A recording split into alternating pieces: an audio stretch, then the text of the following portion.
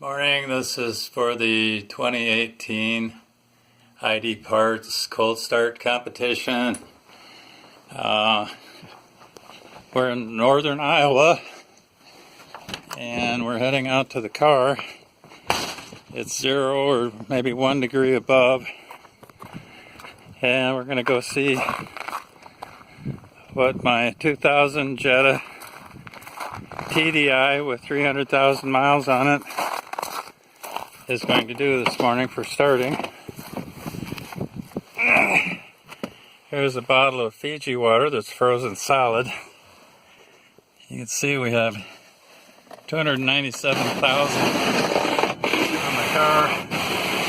Whoops, the wipers were on. Okay.